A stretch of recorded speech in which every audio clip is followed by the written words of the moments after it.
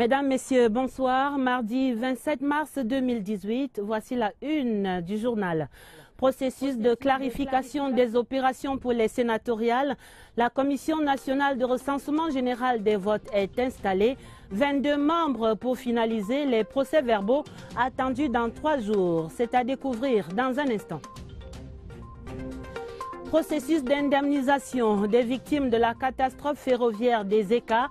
17 mois après le drame, le dossier du 20h30 fait le point des opérations et des modalités.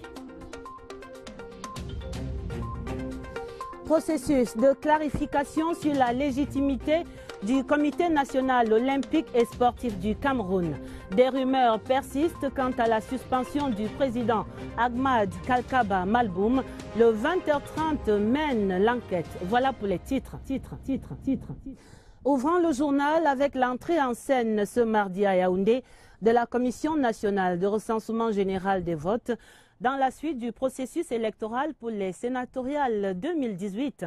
Les 22 membres de cette instance étaient installés au Palais des Congrès de Yaoundé par Clément Atangana, le président du Conseil constitutionnel. Ils viennent de l'administration territoriale, de l'ECAM, du ministère de la Justice, des états-majors des 9 partis en lice pour le Sénat cette année. À leur tête, Émile Essombe. Le profil des 22 commissaires et leur mission, c'est dans ce reportage de Eugène Bey. Elle était très attendue pour donner un coup d'accélérateur au processus en cours. Elle est enfin là, la Commission nationale de recensement général des votes. Elle sera présidée par Émile Essombe, haut magistrat, membre du Conseil constitutionnel. Aux côtés du président, pour l'accomplissement de cette exaltante mission, 21 membres, donc 5 issus de l'administration, 5 d'Elections Cameroun, 2 magistrats de l'ordre judiciaire et 9 représentants des partis politiques en compétition pour cette sénatoriale. L'article 69, alinéa 1, dispose que la Commission nationale de recensement général des votes procède au décompte général des votes au vu des procès-verbaux et des pièces annexes transmises par la Commission régionale de supervision. Sa compétence, précise l'alinéa 2 du même article, l'autorise à redresser les erreurs matérielles éventuelles des décomptes des votes, mais en aucun cas, elle ne peut annuler les procès-verbaux reçus des commissions régionales. La loi fait obligation à la Commission nationale de recensement général des votes de transmettre ses résultats au Conseil constitutionnel dans un délai de 5 jours à compter de la clôture du scrutin. Le président Essombe, malgré les délais qui courent, reste serein. Nous devons rendre notre copie dans les meilleurs délais. Et par la loi, nous avons 5 jours. Les 5 jours sont compris dans le délai du Conseil constitutionnel pour proclamer les résultats. Ce qui veut dire que si nous pouvons le faire en 2 jours, tout le monde y gagnerait. La seule difficulté serait l'acheminement des procès-verbaux en provenance des commissions régionales. En commettant les nouveaux membres à la tâche, le président du Conseil constitutionnel, Clément Atangana, a mis un accent particulier sur le travail en équipe et la discipline pour respecter les délais prescrits par la loi. Il y avait séance plénière ce mardi après-midi au Sénat. La Chambre entière examinait pour adoption 4 projets de loi. Des travaux conduits par Marcel Niat Ndjifenji, le président de la Chambre, en présence de Amadou Ali, le vice-premier ministre délégué à la présidence chargé des relations avec les assemblées. Richard Talatodem, le compte rendu. Le président du Sénat, Marcel Niat Ndjifenji, a adopté cette attitude 4 fois de suite. Au Sénat, les sénateurs au complet adopté 4 projets de loi sans modification venus de l'Assemblée nationale. Les rapports du travail de fourmi, abattus par la Commission des affaires étrangères, ont été lus. Des éclaircissements et des éléments complémentaires donnés par les membres du gouvernement qui défendaient ces projets de loi. Alamine Ousmane May, de l'économie, de la planification et de l'aménagement du territoire, a tout dit sur l'importance de la facilité africaine juridique. Et les sénateurs adoptent le projet de loi signé à Yaoundé le 15 avril 2009, autorisant le président de la République à ratifier l'accord sur sa création. Après des explications supplémentaires de Louis-Paul Motazeux, ministre des Finances, le projet de loi signé le 24 août 2017 à Yaoundé, autorisant le président de la République à ratifier la convention qui évite la double imposition des compagnies de transport aérien entre le Cameroun et la République fédérale d'Allemagne en matière de fortune et de revenus, a été adopté. Il est question que les compagnies qui vont prendre cette décision de desservir l'autre pays ne seront plus taxées doublement, c'est-à-dire que dans leur pays et dans le pays de destination. Elle permet d'encourager, d'inciter chacune des compagnies à desservir l'autre pays et donc à développer les échanges et le tourisme et donc favoriser le développement économique entre les deux pays. Troisième projet de loi adopté par les sénateurs, celui autorisant le président de la République à ratifier l'accord général de coopération entre le Cameroun et l'Afrique du Sud, signé le 26 septembre 2006 à Yaoundé. Le quatrième projet de loi adopté, celui autorisant le président de la République à ratifier le mémorandum d'entente sur la coopération économique entre l'Afrique du Sud et le Cameroun. Les sénateurs les ont d'autant plus facilement adoptés que le ministre délégué auprès du ministre des Relations extérieures, chargé de la coopération avec le Commonwealth, Félix Bayou, leur a donné des éléments complémentaires qui montrent que ces projets de loi vont renforcer davantage une coopération gagnant-gagnant entre le Cameroun et l'Afrique du Sud, surtout dans le secteur privé. La plénière au Sénat s'est déroulée en présence du vice-premier ministre, délégué à la présidence, chargé des relations avec les assemblées, Amadou Ali. Ouvrons à présent le dossier du journal pour évoquer le souvenir de la catastrophe ferroviaire du 21 octobre 2016 à Ezeka. Souvenir toujours douloureux dans les mémoires 17 mois après le drame. La vie n'a pas vraiment repris son cours normal dans toute la chaîne. Premier constat positif, le processus d'indemnisation des familles a notablement avancé. Camrail annonce par exemple la fin des indemnisations liées aux préjudices matériels. Quid donc des dossiers des personnes décédées ou blessées? Voici le point de la situation avec Rodrigue Bertrand-Tueno. Rendu au 31 janvier dernier, la situation des indemnisations du sinistre ferroviaire d'octobre 2016 à Ezeka se présentait ainsi. Pour les indemnisations provisoires, essentiellement relatives aux frais médicaux et aux préjudices sociaux, des 530 dossiers introduits, 523 ont été soldés. Pour les préjudices sociaux, 98 dossiers avaient été introduits et 96 ont reçu l'assistance exigée, tandis que 19 recevaient une avance pour indemnisation. Place à présent aux indemnisations définitives. Sur ce chapitre, 467 dossiers avaient été introduits pour homologation. 434 ont été homologués et soldés, tandis que 33 sont en cours de finalisation avant d'être soldés. Dernier chapitre de ces indemnisations, celui relatif aux préjudices matériels. Le résultat est de 100%. Car les 764 dossiers introduits ont été tous définitivement indemnisés. En somme, l'indemnisation des victimes du drame d'Ezeka fait son bonhomme de chemin. Indemnisation, ce seul mot donne des insomnies aux victimes, tant les procédures semblent généralement longues et tortueuses. Lucrèce Modou Ndjemba tire ici le fil d'Ariane en 3 étapes pour aider les familles qui peinent encore à mener ces opérations d'indemnisation. Une fiche de renseignement dûment remplie, c'est à cet exercice que sont astreints toutes les victimes ou les ayants droit de la catastrophe ferroviaire d'Ezeka. La fiche, première étape vers l'indemnisation, renseigne sur la nature du sinistre. Cette étape franchie vient celle de l'évaluation du préjudice physique ou matériel subi. Le tout dans le cadre d'une commission créée par la compagnie ferroviaire pour les besoins de la cause. Nous avons mis en place une équipe d'indemnisation qui est encadrée par des avocats et des spécialistes en assurance. Nous sommes également assistés par des spécialistes sanitaires du ministère de la Santé. La commission s'est attelée au travail dès le lendemain de l'accident. Les réclamations et autres sont reçues, examinées par la commission, filtrées, et ensuite transmis au niveau, n'est-ce pas, des spécialistes. Pour les deux parties, l'arbitrage en dernier ressort se fait devant les tribunaux avant le paiement proprement dit. 17 mois après la catastrophe des ECA, les indemnisations se poursuivent. La compagnie ferroviaire ayant décidé de ne pas tenir compte de la prescription d'1 an indiquée par la loi à condition que le sinistre ait été enregistré. Voilà qui est clair pour aller jusqu'au bout de ces procédures d'indemnisation. Et l'autre conséquence de la catastrophe ferroviaire du 21 octobre 2016 reste bien l'annulation même du train Intercity de Cam Rai sur la ligne Yaoundé-Douala. Une interruption qui pénalise autant les usagers que la compagnie ferroviaire elle-même par l'énorme manque à gagner. Le train sifflera-t-il encore sur cette ligne?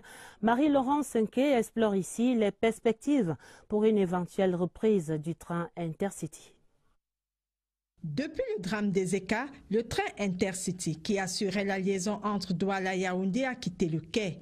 Mais l'État du Cameroun, en collaboration avec la compagnie ferroviaire et d'autres partenaires, veulent le remettre sur les rails. Nous avons envisagé l'acquisition de 25 voitures voyageurs. Nous avons également envisagé l'acquisition de 5 modules des autorails que nous appelons généralement les automotrices.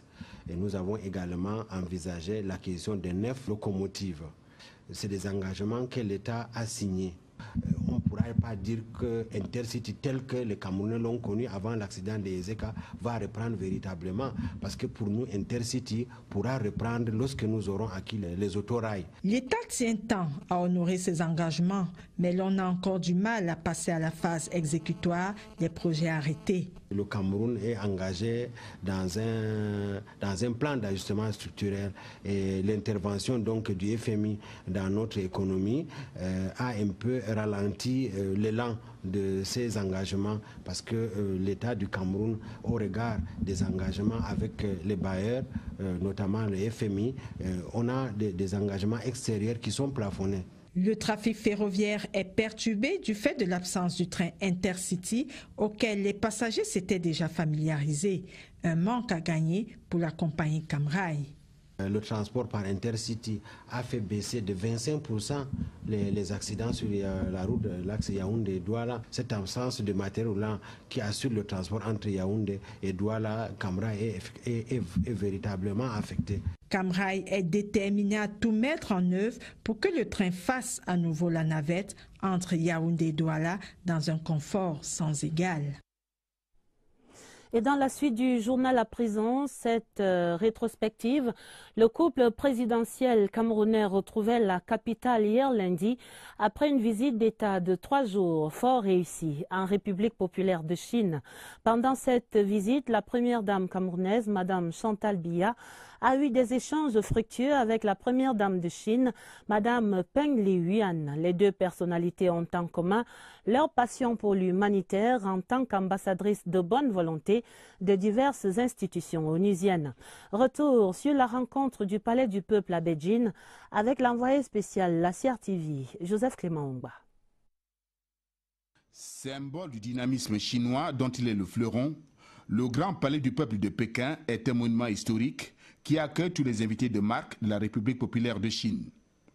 Grand ami de la Chine, le président Paul Biya, accueilli solennellement par le président chinois Xi Jinping, y a droit aux honneurs dus à son prestigieux rang. Aux côtés du président Paul Biya, la première dame camerounaise, Mme Chantal Biya, développe depuis des années un partenariat fructueux avec la Chine. Dans ce palais du peuple, Mme Chantal Biya échange avec son homologue chinoise, Peng Liyuan. Ambassadrice spéciale de l'OMS pour la tuberculose et le sida, Peng Liyuan marque ainsi sa reconnaissance à Mme Chantal Biya, dont l'action en Afrique est déterminante dans le combat contre le VIH-Sida. Et ce grâce à la mise sur pied des synergies africaines, mesure ayant contribué aujourd'hui à la chute drastique du taux de séroprévalence de la terrible pandémie. Au Grand Palais du Peuple, qu'elle visite, Mme Chantal Biya fait une meilleure connaissance de ce lieu mythique. Sur l'un des tableaux, le leader charismatique Mao Tse-tung, véritable monument vivant en Chine. L'édifice rassemble aussi la fine fleur du génie créateur et artistique de Chine. Des tableaux, des objets d'art et bien d'autres instruments, comme ce piano présenté comme le plus grand du monde. À Pékin, Le couple présidentiel rend hommage aux héros du peuple chinois. À Shanghai, Mme Chantal Biya visite avec son époux une cité dont les ambitions épousent les rêves de grandeur de la Chine, une ville de 50 millions d'habitants qui symbolise aussi l'envol de la Chine dans le secteur aéronautique. Ici et là, Mme Chantal Biya ne manque pas de faire un plaidoyer pour le mieux-être des populations vulnérables du Cameroun, dont la Chine a toujours été un soutien indéfectible. En économie, la troisième phase du programme Filets sociaux est en marche. 30 milliards de francs CFA seront dépensés dans les 5 prochaines années à travers les 7 régions pour diminuer la pauvreté. Le Cameroun et la Banque mondiale accélèrent ainsi la lutte contre la pauvreté à travers le Cameroun. La 15e session du comité de pilotage de ce programme est ainsi l'occasion ce soir de mesurer l'impact du projet Filets sociaux sur le quotidien des Camerounais. C'est une évaluation de Alvin Giselze. La protection des couches vulnérables est au cœur de la politique gouvernementale. Avec l'appui de la Banque mondiale, le Cameroun a mis en place depuis quelques années un programme pour venir en aide aux populations. Au départ, ils étaient 2000 sélectionnés dans les régions de l'extrême nord et du nord-ouest. Le succès remporté lors des différentes phases du projet a conduit le gouvernement et le partenaire financier, à savoir la Banque mondiale, à l'étendre dans les autres régions. 84 000 ménages sont aujourd'hui enregistrés dans ce projet. Nous venons de négocier auprès de la Banque mondiale des financements additionnels, justement du guichet réfugiés, IDA 18, pour pouvoir prendre en charge les réfugiés dans l'extrême nord, dans le nord, dans l'Adamawa et même dans l'est. Nous voulons monter à l'échelle de manière à ce qu'un plus grand nombre de communes puissent bénéficier de cet important projet du gouvernement. Les bénéficiaires perçoivent 20 000 francs CFA tous les 2 mois et 80 000 francs les 12e et 24e mois, soit une enveloppe globale de 360 000 francs CFA. Cet argent est remis à la maman et est prioritairement destiné à la santé, à l'éducation et à la nutrition de sa progéniture. 30 milliards de francs CFA disponibles pour atteindre cet objectif. Dans le nord-ouest, l'extrême nord, les villes de Douala et Yaoundé, où ce programme est bien implémenté, les bénéficiaires peuvent désormais se prendre en charge. Certains se sont lancés dans des activités génératrices de revenus. Le lancement de la phase 3 du projet est très attendu par les populations. À présent, la grande enquête du 20h30 pour une excursion dans le management du sport. Depuis quelque temps maintenant, la légitimité du Comité national olympique et sportif camerounais et celle de son président, Ahmad Kalkaba Malboum, semble remise en question par certains acteurs nationaux. Les raisons avancées, la suspension dont il ferait l'objet, décidée par l'ACNOA, l'Association des comités nationaux olympiques d'Afrique. Et pour y voir clair, voici quelques étalages du secrétaire général de l'ACNOA, l'instance fêtière, des propos compilés par Charlie Mérinos Liato. Pour comprendre la genèse de l'affaire Kalkaba, il faut remonter le temps jusqu'en mai 2017, à la veille des élections à la présidence de l'ACNOA, l'instance continentale des comités nationaux olympiques.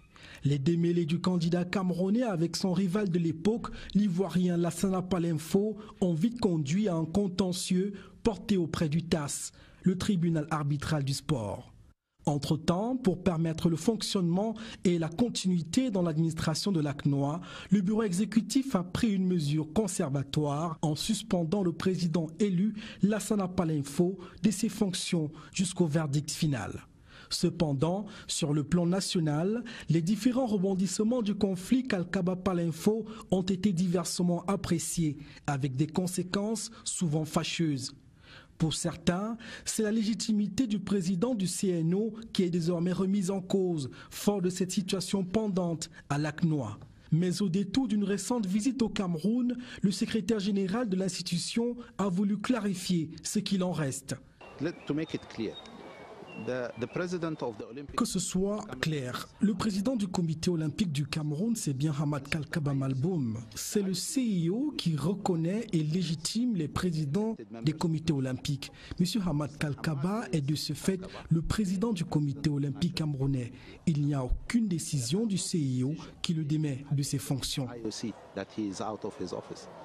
Cependant, en ce qui concerne le litige électoral entre Kalkaba et Palinfo, l'avenir dépendra du verdict du TAS.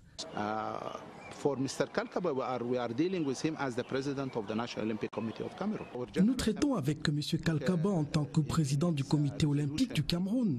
L'Assemblée générale a pris une mesure conservatoire selon laquelle, après le verdict du TAS, si la sentence est en faveur de Kalkaba, on reprend les élections à l'ACNOA. Et si c'est Palinfo, il continuera de plein droit ses fonctions de président. Fort de ces assurances, la légitimité de Hamad Kalkaba en tant que président du comité olympique camerounais ne souffre d'aucune entorse, en tout cas de l'avis des organisations internationales sportives dont le Cameroun est membre. Voilà qui a le mérite d'être clair. Parlons santé. Et l'ONG Malaria No More et ses partenaires qui s'accordaient ce mardi pour une plus grande mobilisation des acteurs nationaux dans la lutte contre le paludisme. Le plaidoyer de Yaoundé avait autour de la table divers acteurs et des chiffres qui appellent l'attention de la communauté nationale sur la morbidité du paludisme. Lucie Colette Avoulou. Le taux de décès dû au paludisme depuis 4 ans est passé de 40 à 27% grâce à l'utilisation des moustiquaires imprégnés à longue durée d'action, MILDA. Les groupes de population à risque sont les enfants de 0 à 5 ans, les femmes enceintes et les personnes vivant avec le VIH-Sida. Le gouvernement, à travers le ministère de la Santé publique, vise à réduire de 75% d'ici 2 ans la morbidité et la mortalité liées au paludisme.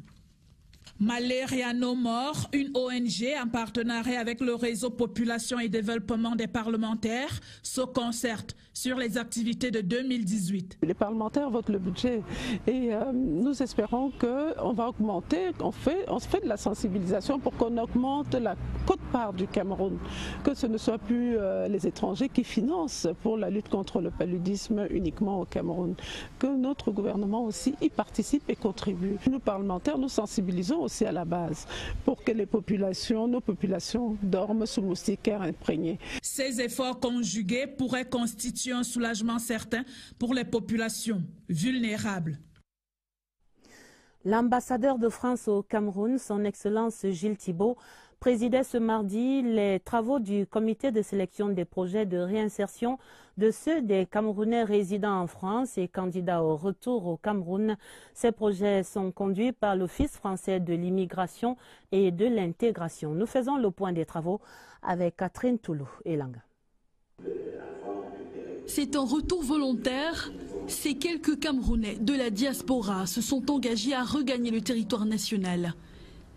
Ils ont été encouragés par l'Office français de l'immigration et de l'intégration.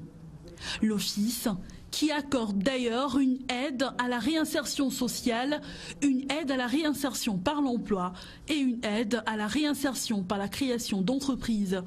Ce mardi à l'ambassade de France, sur 9 projets présentés, 6 ont été validés par le comité de sélection des projets de réinsertion de l'OCI. On a vu des gens aussi qui étaient très motivés, profiter de l'aide apportée par la France pour la plupart, et c'est une condition du réussite, faire des choses qui leur tenaient à cœur. Les potentiels bénéficiaires sont venus présenter leurs projets. Je suis moteur de Fusion Technologies. C'est une entreprise qui fait dans la frontière de services numériques, spécialisée dans le data management et digital branding. Pas de conditions particulières pour bénéficier de cet appui, mais juste s'engager véritablement à réintégrer le territoire national. Allons à Douala pour le deuxième jour de la Foire internationale des affaires et du commerce qui bat son plein dans la capitale économique. Et ce, pour le grand bonheur des nationaux acheteurs. Près de 500 entreprises locales et internationales exposent en effet leurs produits et leur savoir-faire là-bas à Douala. Le Cameroun est bien représenté à cet événement, notamment à travers son stand dénommé Made in Cameroon. La présence camerounaise à la FIAC 2018, c'est un reportage de Zita Tangana de CRTV Littoral. 80% des entreprises présentes à la Foire des affaires et du commerce de Douala sont camerounaises. Divers secteurs d'activité sont représentés, le commerce général, la santé, le cosmétique, le textile en passant par le bricolage. Le leitmotiv qui est la promotion de tous les métiers du commerce est respecté ici par les entreprises camerounaises. Parler d'autres secteurs dans lesquels le Cameroun intervient ici à la FIAC reviendrait à introduire le tourisme, la technologie. Les banques, les finances et les assurances sont en mode séduction. Une cinquantaine d'artisans du Grand Nord exposent ce qui fait la force de l'économie dans le septentrion. Certains marchés, comme le marché de Mbopi ou le marché de Noël, font partie des attractions de la FIAC. Le Cameroun offre par ailleurs aux visiteurs ici à la FIAC ses mets gastronomiques tant convoités et des boissons purement camerounaises. Les médias présents sont tous camerounais et participent à leur manière au rayonnement de ce grand rendez-vous économique. C'est à découvrir à Douala. Le deuxième sommet panafricain des jeunes de 54 pays du continent se prépare et dans cette perspective, l'ambassadeur du Sénégal recevait ce mardi le représentant résident de l'IAI Cameroun, Armand-Claude Abanda, en discussion l'apport des TIC dans les activités agro-pastorales en Afrique. Christelle Fouda.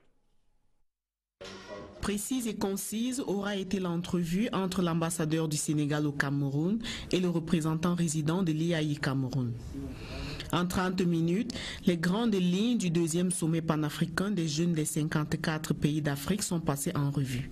Le Centre d'excellence technologique Paul Biya, IAI Cameroun, a été invité au Sénégal par le sommet des G54 pour animer une conférence sur les projets sociaux patronnés par la Première Dame. Il y a beaucoup de projets qui sont camerounais et qui suscitent une attention particulière de la République du Sénégal. S'en est suivi une séance de travail au cours de laquelle l'implication de la jeunesse panafricaine dans l'implémentation des politiques de développement local s'est avérée manifeste. Ceci, notamment dans le domaine agro-pastoral. Depuis longtemps, le Sénégal n'a de cesse apporter son soutien à la République du Cameroun, matérialisation d'une coopération fructueuse. Pour ce qui concerne le Sénégal, ses ambassades et tout son gouvernement, nous ne manquerons aucun effort, nous ferons tout ce qui est dans notre pouvoir pour aider ces jeunes à implémenter ces résolutions et à les accompagner. Vincent Badi et son hôte ont promis se revoir bientôt pour davantage améliorer cette coopération. La femme était au cœur d'un festival à Yaoundé ce dernier samedi. La deuxième édition de Celebrating Women se tenait donc sous le thème du leadership féminin au service du développement socio-économique. Au programme des conférences, ateliers de formation pour célébrer la femme et son potentiel. Une fois de plus, Christelle Fouda. Au-delà des artifices, les talents multiformes de la femme sont des moteurs de développement. Pour la deuxième année consécutive, le festival Celebrating Women a donné de l'éclat au potentiel féminin. Filles et femmes ambitieuses, mais aussi désireuses de bâtir carrière et entreprise à succès, s'y sont donné rendez-vous sous la férule de Henriette Sournac, marraine de l'événement. Lorsque j'ai été sollicitée pour être marraine du Celebrating Women, je n'ai pas du tout hésité parce que c'était pour moi de promouvoir l'entrepreneuriat féminin.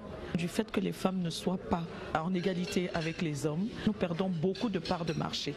Donc il faut que les femmes se réveillent, qu'elles se mettent dans l'économie véritable et que nous soyons boostés pour encourager les générations futures.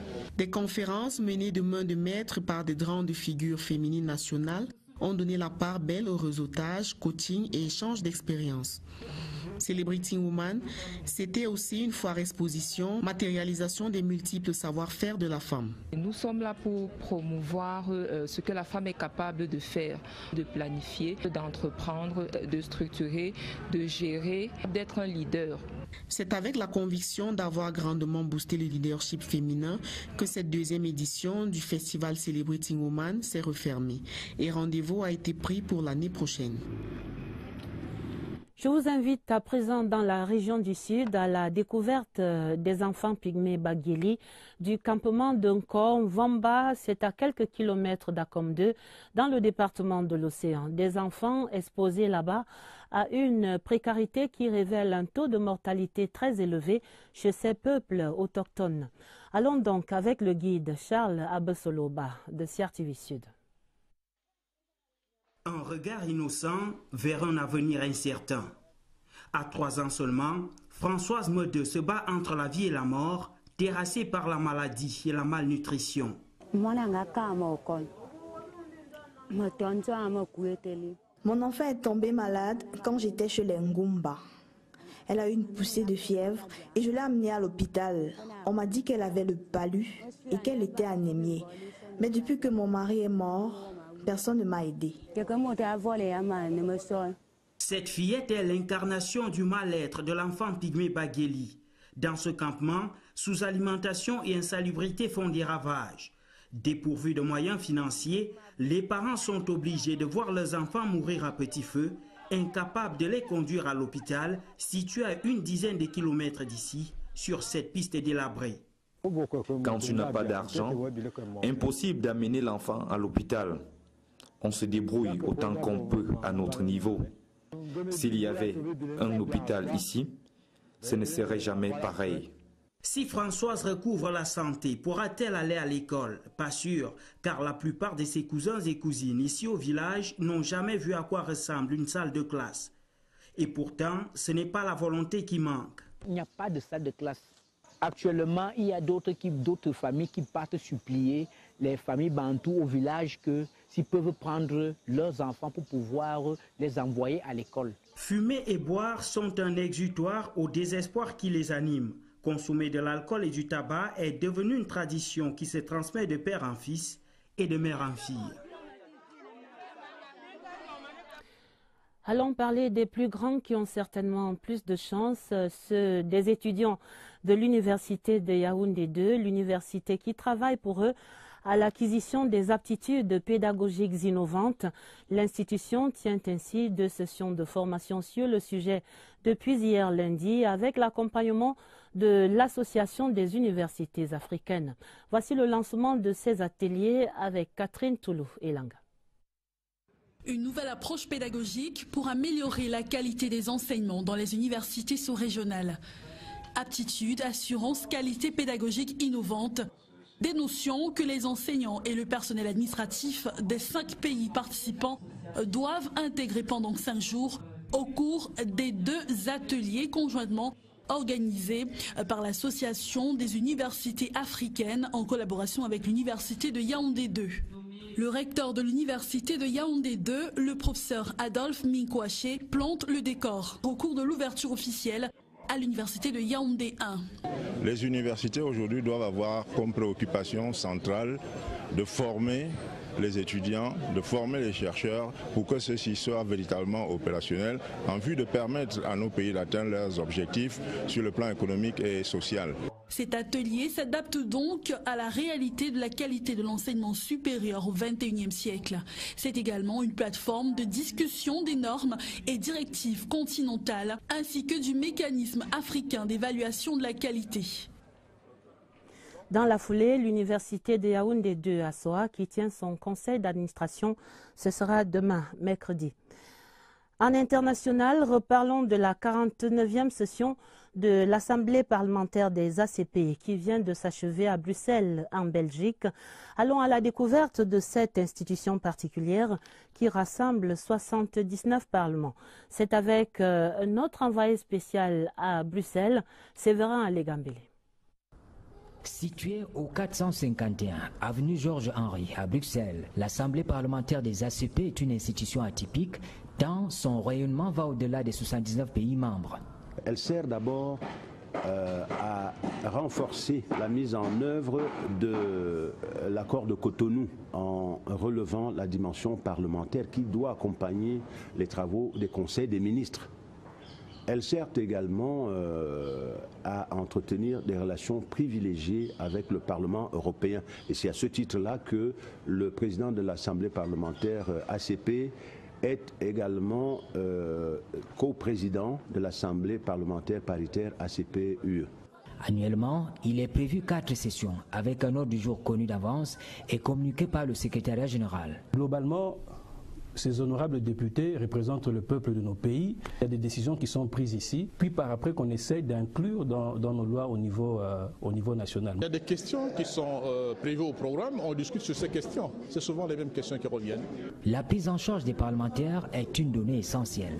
Avant qu'on arrive au mois de mai, il y a une invitation avec l'ordre du jour qui est lancé à nos différents pays. À ce moment-là, on reçoit un feedback de chaque pays qui envoie la liste de sa délégation qui est supposée prendre part à la session. Le secrétariat prend en charge le chef de délégation, mais pas le reste des membres de la délégation. L'interaction avec le Parlement européen est l'une des particularités de cette institution qui a la capacité de rassembler dans un même cadre les députés des ACP et les députés européens sur les questions d'intérêt commun.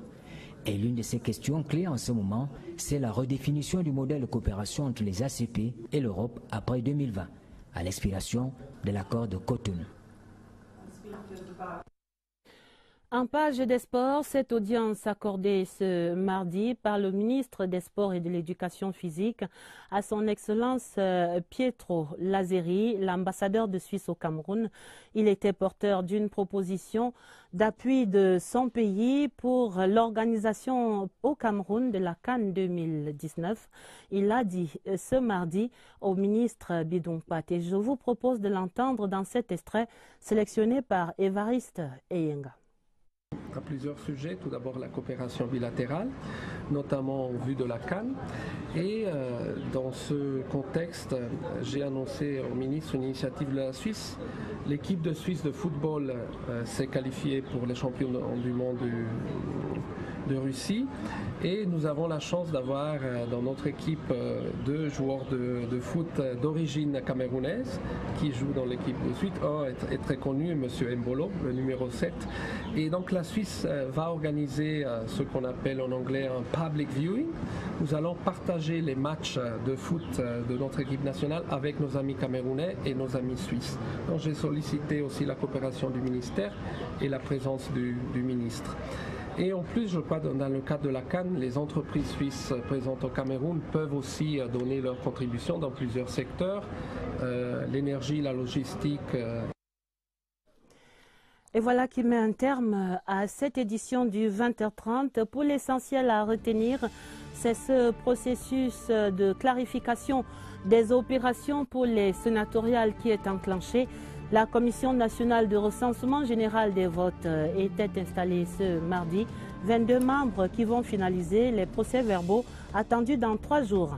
Le processus d'indemnisation des victimes de la catastrophe ferroviaire des ECA, 17 mois après le drame, un premier dossier, une première vague des dossiers est maintenant bouclée. Ce sont les indemnisations matérielles. Et puis, processus de clarification sur la légitimité du Comité national olympique et sportif du Cameroun. Les rumeurs persistaient quant à la suspension du président Ahmad Kakaba Malboum. Il n'en est rien. Le colonel reste à la tête du comité.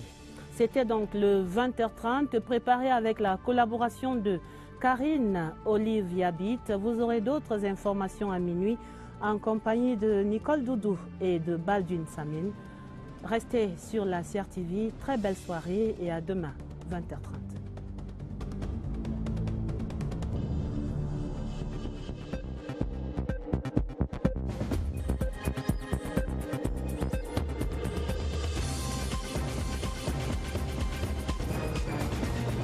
Lamine Ousmane May, de l'économie, de la planification et de l'aménagement du territoire, a tout dit sur l'importance de la facilité africaine juridique. Et les sénateurs adoptent le projet de loi signé à Yaoundé le 15 avril 2009, autorisant le président de la République à ratifier l'accord sur sa création. Après des explications supplémentaires de Louis-Paul Motazeux, ministre des Finances, le projet de loi signé le 24 août 2017 à Yaoundé, autorisant le président de la République à ratifier la convention qui évite la double imposition des compagnies de transport aérien entre le Cameroun et la République fédérale d'Allemagne en matière de fortune et de revenus, a été adopté. Il est question que les compagnies qui vont prendre cette décision de desservir l'autre pays ne seront plus taxées doublement, c'est-à-dire que dans leur pays et dans le pays de destination. Elle permet d'encourager, d'inciter chacune des compagnies à desservir l'autre pays et donc à développer les échanges et le tourisme et donc favoriser le développement économique entre les deux pays. Troisième projet de loi adopté par les sénateurs, celui autorisant le président de la République à ratifier l'accord général de coopération entre le Cameroun et l'Afrique du Sud, signé le 26 septembre 2006 à Yaoundé. Le quatrième projet de loi adopté, celui autorisant le président de la République à ratifier le mémorandum d'entente sur la coopération économique entre l'Afrique du Sud et le Cameroun. Les sénateurs les ont d'autant plus facilement adoptés que le ministre délégué auprès du ministre des Relations extérieures, chargé de la coopération avec le Commonwealth, Félix Bayou, leur a donné des éléments complémentaires qui montrent que ces projets de loi vont renforcer davantage une coopération gagnant-gagnant entre le Cameroun et l'Afrique du Sud, surtout dans le secteur privé. La plénière au Sénat s'est déroulée en présence du vice-premier ministre, délégué à la présidence, chargé des relations avec les assemblées, Amadou Ali. Ouvrons à présent le dossier du journal pour évoquer le souvenir de la catastrophe ferroviaire du 21 octobre 2016 à Ezeka. Souvenir toujours douloureux dans les mémoires 17 mois après le drame. La vie n'a pas vraiment repris son cours normal dans toute la chaîne. Premier constat positif, le processus d'indemnisation des familles a notablement avancé. Camrail annonce par exemple la fin des indemnisations liées aux préjudices matériels. Quid donc des dossiers des personnes décédées ou blessées? Voici le point de la situation avec Rodrigue Bertrand-Tueno. Rendu au 31 janvier dernier, la situation des indemnisations du sinistre ferroviaire d'octobre 2016 à Ezeka se présentait ainsi. Pour les indemnisations provisoires, essentiellement relatives aux frais médicaux et aux préjudices sociaux, des 530 dossiers introduits, 523 ont été soldés. Pour les préjudices sociaux, 98 dossiers avaient été introduits et 96 ont reçu l'assistance exigée, tandis que 19 recevaient une avance pour indemnisation. Place à présent aux indemnisations définitives. Sur ce chapitre, 467 dossiers avaient été introduits pour homologation. 434 ont été homologués et soldés, tandis que 33 sont en cours de finalisation avant d'être soldés. Dernier chapitre de ces indemnisations, celui relatif aux préjudices matériels. Le résultat est de 100%, car les 764 dossiers introduits ont été tous définitivement indemnisés. En somme, l'indemnisation des victimes du drame d'Ezeka fait son bonhomme de chemin. Indemnisation, ce seul mot donne des insomnies aux victimes, tant les procédures semblent généralement longues et tortueuses. Lucrèce Modou Ndjemba tire ici le fil d'Ariane en 3 étapes pour aider les familles qui peinent encore à mener ces opérations d'indemnisation. Une fiche de renseignement dûment remplie, c'est à cet exercice que sont astreints toutes les victimes ou les ayants droit de la catastrophe ferroviaire d'Ezeka. La fiche, première étape vers l'indemnisation, renseigne sur la nature du sinistre. Cette étape franchie vient celle de l'évaluation du préjudice physique ou matériel subi. Le tout dans le cadre d'une commission créée par la compagnie ferroviaire pour les besoins de la cause. Nous avons mis en place une équipe d'indemnisation qui est encadrée par des avocats et des spécialistes en assurance. Nous sommes également assistés par des spécialistes sanitaires du ministère de la Santé. La commission s'est attelée au travail dès le lendemain de l'accident. Les réclamations et autres sont reçues, examinées par la commission, filtrées et ensuite transmis au niveau, n'est-ce pas, des spécialistes. Pour les deux parties, l'arbitrage en dernier ressort se fait devant les tribunaux avant le paiement proprement dit. 17 mois après la catastrophe des ECA, les indemnisations se poursuivent. La compagnie ferroviaire ayant décidé de ne pas tenir compte de la prescription d'1 an indiquée par la loi à condition que le sinistre ait été enregistré. Voilà qui est clair pour aller jusqu'au bout de ces procédures d'indemnisation. Et l'autre conséquence de la catastrophe ferroviaire du 21 octobre 2016 reste bien l'annulation même du train Intercity de Cam Rai sur la ligne Yaoundé-Douala. Une interruption qui pénalise autant les usagers que la compagnie ferroviaire elle-même par l'énorme manque à gagner. Le train sifflera-t-il encore sur cette ligne? Marie-Laurence Cinquet explore ici les perspectives pour une éventuelle reprise du train Intercity. Depuis le drame des ECA, le train Intercity qui assurait la liaison entre Douala et Yaoundé a quitté le quai. Mais l'État du Cameroun, en collaboration avec la compagnie ferroviaire et d'autres partenaires, veut le remettre sur les rails. Nous avons envisagé l'acquisition de 25 voitures voyageurs. Nous avons également envisagé l'acquisition de 5 modules des autorails que nous appelons généralement les automotrices. Et nous avons également envisagé l'acquisition de 9 locomotives. C'est des engagements que l'État a signés.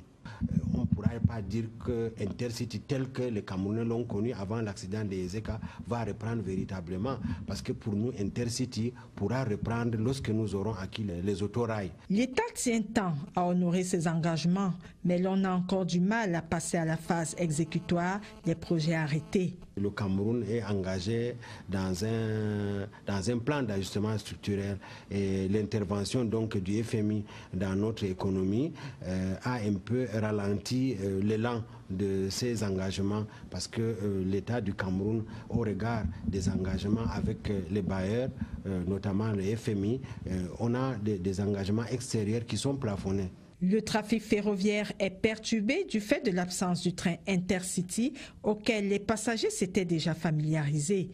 Un manque à gagner pour la compagnie Cam Rai.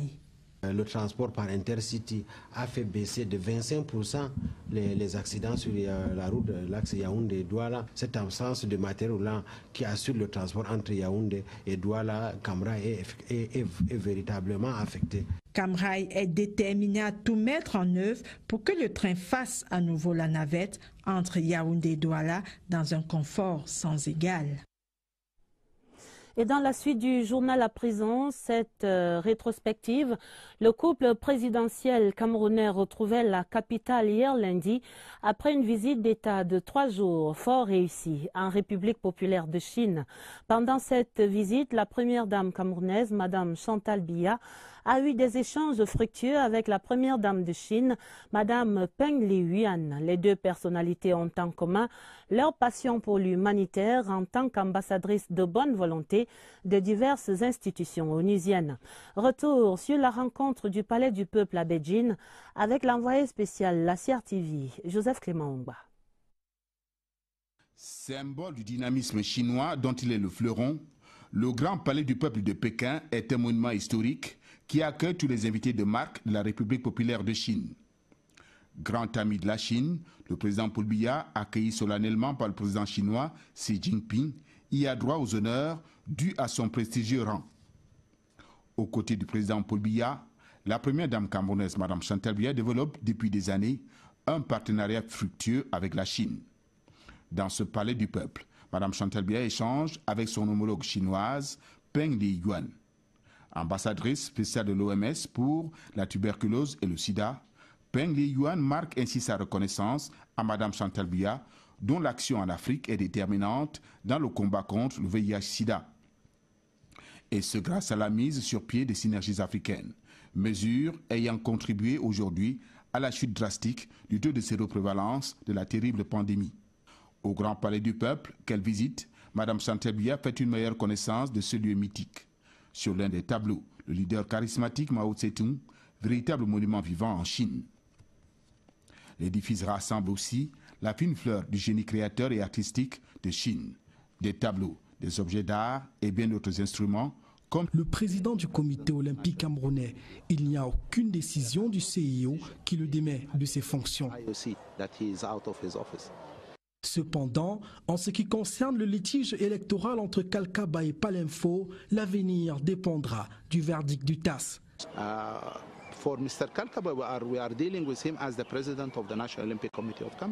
Nous traitons avec M. Kalkaba en tant que président du comité olympique du Cameroun. L'Assemblée générale a pris une mesure conservatoire selon laquelle, après le verdict du TAS, si la sentence est en faveur de Kalkaba, on reprend les élections à Lac-Noir. Et si c'est Palinfo, il continuera de plein droit ses fonctions de président. Fort de ces assurances, la légitimité de Hamad Kalkaba en tant que président du comité olympique camerounais ne souffre d'aucune entorse, en tout cas de l'avis des organisations internationales sportives dont le Cameroun est membre. Voilà qui a le mérite d'être clair. Parlons santé. Et l'ONG Malaria No More et ses partenaires qui s'accordaient ce mardi pour une plus grande mobilisation des acteurs nationaux dans la lutte contre le paludisme. Le plaidoyer de Yaoundé avait autour de la table divers acteurs et des chiffres qui appellent l'attention de la communauté nationale sur la morbidité du paludisme. Lucie Colette Avoulou. Le taux de décès dû au paludisme depuis 4 ans est passé de 40 à 27% grâce à l'utilisation des moustiquaires imprégnés à longue durée d'action, MILDA. Les groupes de population à risque sont les enfants de 0 à 5 ans, les femmes enceintes et les personnes vivant avec le VIH-Sida. Le gouvernement, à travers le ministère de la Santé publique, vise à réduire de 75% d'ici 2 ans la morbidité et la mortalité liées au paludisme. Malaria No More, une ONG en partenariat avec le réseau Population et Développement des parlementaires, se concerte sur les activités de 2018. Les parlementaires votent le budget et nous espérons qu'on va augmenter, on fait de la sensibilisation pour qu'on augmente la quote-part du Cameroun, que ce ne soit plus les étrangers qui financent pour la lutte contre le paludisme uniquement au Cameroun, que notre gouvernement aussi y participe et contribue. Nous parlementaires, nous sensibilisons aussi à la base pour que nos populations dorment sous moustiquaires imprégnés. Ces efforts conjugués pourraient constituer un soulagement certain pour les populations vulnérables. L'ambassadeur de France au Cameroun, son Excellence Gilles Thibault, présidait ce mardi les travaux du comité de sélection des projets de réinsertion de ceux des Camerounais résidant en France et candidats au retour au Cameroun. Ces projets sont conduits par l'Office français de l'immigration et de l'intégration. Nous faisons le point des travaux avec Catherine Toulou et Langa. C'est un retour volontaire. Ces quelques Camerounais de la diaspora se sont engagés à regagner le territoire national. Ils ont été encouragés par l'Office français de l'immigration et de l'intégration. L'Office qui accorde d'ailleurs une aide à la réinsertion sociale, une aide à la réinsertion par l'emploi et une aide à la réinsertion par la création d'entreprises. Ce mardi à l'ambassade de France, sur 9 projets présentés, 6 ont été validés par le comité de sélection des projets de réinsertion de l'OCI. On a vu des gens aussi qui étaient très motivés, profiter de l'aide apportée par la France pour la plupart, et c'est une condition du réussite, faire des choses qui leur tenaient à cœur. Les potentiels bénéficiaires sont venus présenter leurs projets. Je suis moteur de Fusion Technologies. C'est une entreprise qui fait dans la frontière de services numériques, spécialisée dans le data management et digital branding. Pas de conditions particulières pour bénéficier de cet appui, mais juste s'engager véritablement à réintégrer le territoire national. Allons à Douala pour le 2e jour de la Foire internationale des affaires et du commerce qui bat son plein dans la capitale économique. Et ce, pour le grand bonheur des nationaux acheteurs. Près de 500 entreprises locales et internationales exposent en effet leurs produits et leur savoir-faire là-bas à Douala. Le Cameroun est bien représenté à cet événement. notamment à travers son stand dénommé Made in Cameroun. La présence camerounaise à la FIAC 2018, c'est un reportage de Zita Tangana de CRTV Littoral. 80% des entreprises présentes à la foire des affaires et du commerce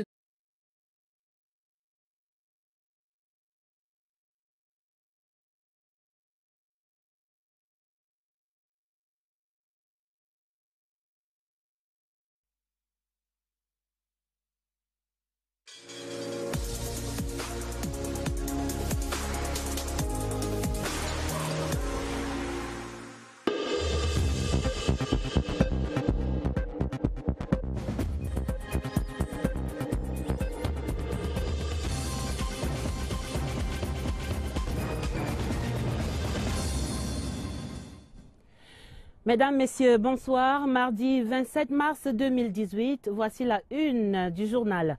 Processus de clarification des opérations pour les sénatoriales. La Commission nationale de recensement général des votes est installée. 22 membres pour finaliser les procès-verbaux attendus dans 3 jours. C'est à découvrir dans un instant. Processus d'indemnisation des victimes de la catastrophe ferroviaire des ECA. 17 mois après le drame, le dossier du 20h30 fait le point des opérations et des modalités. Processus de clarification sur la légitimité du Comité national olympique et sportif du Cameroun. Des rumeurs persistent quant à la suspension du président Ahmad Kalkaba Malboum. Le 20h30 mène l'enquête. Voilà pour les titres. Ouvrant le journal avec l'entrée en scène ce mardi à Yaoundé de la Commission nationale de recensement général des votes dans la suite du processus électoral pour les sénatoriales 2018. Les 22 membres de cette instance étaient installés au Palais des Congrès de Yaoundé par Clément Atangana, le président du Conseil constitutionnel. Ils viennent de l'administration territoriale, de l'ECAM, du ministère de la Justice, des états-majors des 9 partis en lice pour le Sénat cette année. À leur tête, Émile Essombe. Le profil des 22 commissaires et leur mission, c'est dans ce reportage de Eugène Bey. Elle était très attendue pour donner un coup d'accélérateur au processus en cours. Elle est enfin là, la Commission nationale de recensement général des votes. Elle sera présidée par Émile Essombe, haut magistrat, membre du Conseil constitutionnel. Aux côtés du président, pour l'accomplissement de cette exaltante mission, 21 membres, donc 5 issus de l'administration, 5 d'Elections Cameroun, 2 magistrats de l'ordre judiciaire et 9 représentants des partis politiques en compétition pour cette sénatoriale. L'article 69, alinéa 1, dispose que la Commission nationale de recensement général des votes procède au décompte général des votes au vu des procès-verbaux ou des pièces annexes transmises par la Commission régionale de supervision. Sa compétence, précise l'alinéa 2 du même article, l'autorise à redresser les erreurs matérielles éventuelles des décomptes des votes, mais en aucun cas, elle ne peut annuler les procès-verbaux reçus des commissions régionales.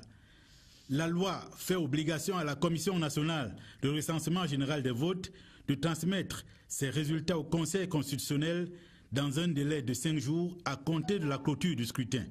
Le président Essombe, malgré les délais qui courent, reste serein. Nous devons rendre notre copie dans les meilleurs délais. Et de par la loi, nous avons 5 jours. Les 5 jours sont compris dans le délai du Conseil constitutionnel pour proclamer les résultats. Ce qui veut dire que si nous pouvons le faire en 2 jours, tout le monde y gagnerait. La seule difficulté serait l'acheminement des procès-verbaux en provenance des commissions régionales. En commettant les nouveaux membres à la tâche, le président du Conseil constitutionnel, Clément Atangana, a mis un accent particulier sur le travail en équipe et la discipline pour respecter les délais prescrits par la loi. Il y avait séance plénière ce mardi après-midi au Sénat. La Chambre entière examinait pour adoption 4 projets de loi. Des travaux conduits par Marcel Nyat Ndifenji, le président de la Chambre, en présence de Amadou Ali, le vice-premier ministre délégué à la présidence chargé des relations avec les assemblées. Richard Talatodem, le compte rendu. Le président du Sénat, Marcel Nyat Ndifenji, a adopté cette attitude 4 fois de suite au Sénat. Les sénateurs au complet adoptaient 4 projets de loi sans modification venus de l'Assemblée nationale. Les rapports du travail de fourmi abattus par la Commission des affaires étrangères ont été lus. Des éclaircissements et des éléments complémentaires donnés par les membres du gouvernement qui défendaient ces projets de loi.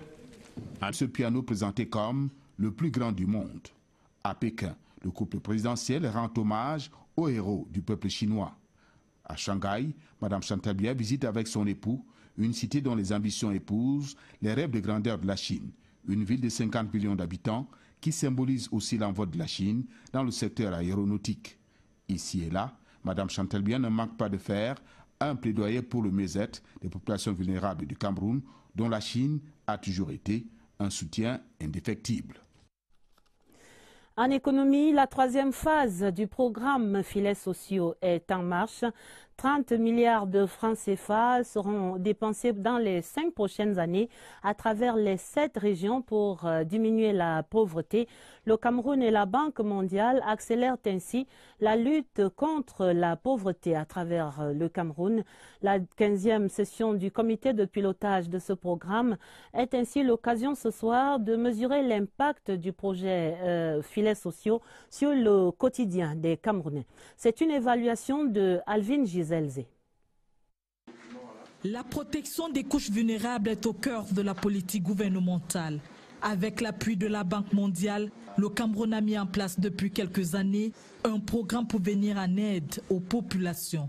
Au départ, ils étaient 2000 sélectionnés dans les régions de l'extrême nord et du nord-ouest. Le succès remporté lors des différentes phases du projet a conduit le gouvernement et le partenaire financier, à savoir la Banque mondiale, à l'étendre dans les autres régions. 84 000 ménages sont aujourd'hui enregistrés dans ce projet. Nous venons de négocier auprès de la Banque mondiale des financements additionnels, justement du guichet réfugiés, IDA 18, pour pouvoir prendre en charge les réfugiés dans l'extrême nord, dans le nord, dans l'Adamawa et même dans l'est. Nous voulons monter à l'échelle de manière à ce qu'un plus grand nombre de communes puissent bénéficier de cet important projet du gouvernement. Les bénéficiaires perçoivent 20 000 francs CFA tous les 2 mois et 80 000 francs les 12e et 24e mois, soit une enveloppe globale de 360 000 francs CFA. Cet argent est remis à la maman et est prioritairement destiné à la santé, à l'éducation et à la nutrition de sa progéniture. 30 milliards de francs CFA disponibles pour atteindre cet objectif. Dans le nord-ouest, l'extrême nord, les villes de Douala et Yaoundé, où ce programme est bien implémenté, les bénéficiaires peuvent désormais se prendre en charge. Certains se sont lancés dans des activités génératrices de revenus. Le lancement de la phase 3 du projet est très attendu par les populations. À présent, la grande enquête du 20h30 pour une excursion dans le management du sport. Depuis quelque temps maintenant, la légitimité du Comité national olympique et sportif camerounais et celle de son président, Ahmad Kalkaba Malboum, semble remise en question par certains acteurs nationaux. Les raisons avancées, la suspension dont il ferait l'objet, décidée par l'ACNOA, l'Association des comités nationaux olympiques d'Afrique. Et pour y voir clair, voici quelques étalages du secrétaire général de l'ACNOA, l'instance fêtière, des propos compilés par Charlie Mérinos Liato. Pour comprendre la genèse de l'affaire Kalkaba, il faut remonter le temps jusqu'en mai 2017, à la veille des élections à la présidence de l'ACNOA, l'instance continentale des comités nationaux olympiques. Les démêlés du candidat camerounais avec son rival de l'époque, l'ivoirien Lassana Palenfo, ont vite conduit à un contentieux porté auprès du TAS, le tribunal arbitral du sport. Entre-temps, pour permettre le fonctionnement et la continuité dans l'administration de l'ACNOA, le bureau exécutif a pris une mesure conservatoire en suspendant le président élu Lassana Palenfo de ses fonctions jusqu'au verdict final. Cependant, sur le plan national, les différents rebondissements du conflit Kalkaba-Palenfo ont été diversement appréciés, avec des conséquences souvent fâcheuses. Pour certains, c'est la légitimité du président du CNO qui est désormais remise en cause, fort de cette situation pendante à Lac-Noix. Mais au détour d'une récente visite au Cameroun, le secrétaire général de l'institution a voulu clarifier ce qu'il en reste. Que ce soit clair, le président du comité olympique du Cameroun, c'est bien Hamad Kalkaba Malboum. C'est le CIO qui reconnaît et légitime les présidents des comités olympiques. Monsieur Hamad Kalkaba est de ce fait